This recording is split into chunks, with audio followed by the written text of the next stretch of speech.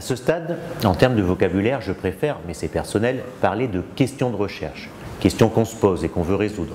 Le terme problématique, je l'emploie dans mes écrits professionnels, dans les formations que j'anime, dans mes échanges avec mes pairs, mais pas avec les élèves. Par contre, j'introduis le terme d'hypothèse, qui au collège est déjà connu. On insiste juste sur le côté vérifiable de l'hypothèse. Pour ce faire, on demande à l'élève d'accoler à son hypothèse une proposition de protocole. Comment faire pour vérifier cette hypothèse? Peu importe que le protocole ne soit pas détaillé, ni même complètement réalisable. Il suffit juste que l'élève formule une hypothèse avec, en arrière-pensée, une idée pour la vérifier. Régulièrement, il faut, au cours du projet, revenir sur cette question de recherche, la replacer au cœur de l'étude. Il ne s'agit pas de la poser une fois pour toutes, mais d'y revenir quasi à chaque séance. Rappeler le chemin parcouru, impasse comprise. Pour ma part, le projet s'est donc structuré de la façon suivante.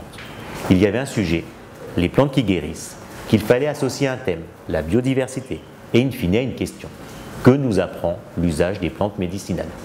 Et un obstacle insurmontable, le test pharmacologique, impossible à réaliser. On revient d'un voyage dans le parc naturel de Luango et on essaye d'avancer sur la connaissance des plantes médicinales. Là, il y a une partie de la recherche qu'on ne peut pas mener. Laquelle? On ne va pas pouvoir les tester. Donc on va travailler sur ces plantes d'une autre façon. On va chercher les usages. À quoi servent-elles?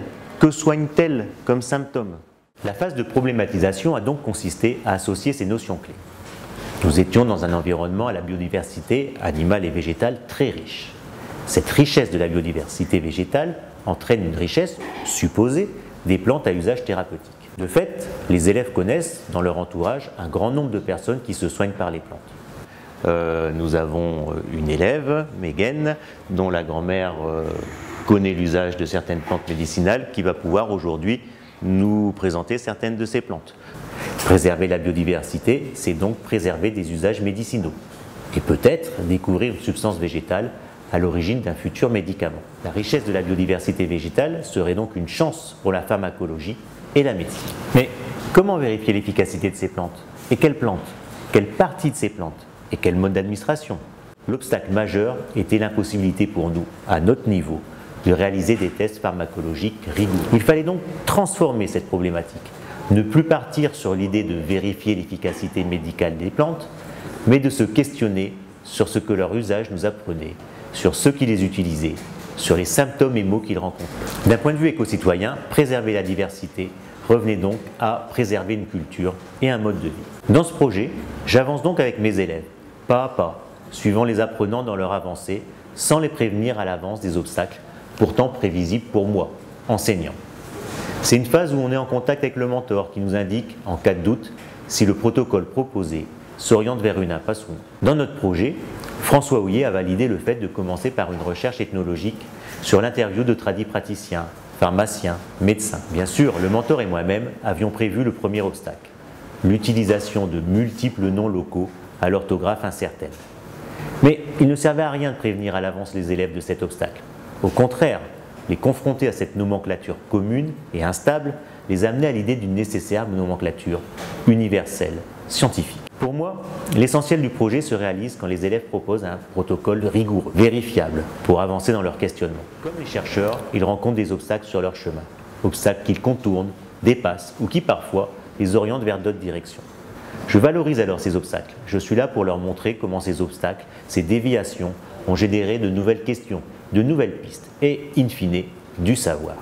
Personnellement, je pense que ce serait mieux d'apprendre en cherchant plutôt que d'avoir l'enseignement tout fait, parce qu'en cherchant, on aura plus le vouloir en fait. On pourra aller beaucoup plus loin et on pourra apprendre beaucoup plus que ce que les professeurs nous proposent avec l'enseignement traditionnel.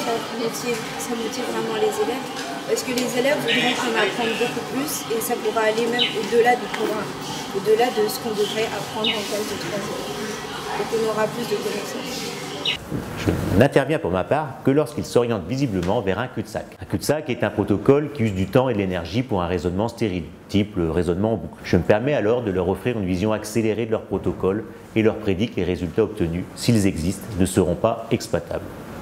J'use en toute conscience, parfois, d'arguments d'autorité, mais c'est le prix à payer pour garder motivation et enthousiasme du groupe sur un temps de projet forcément contraint.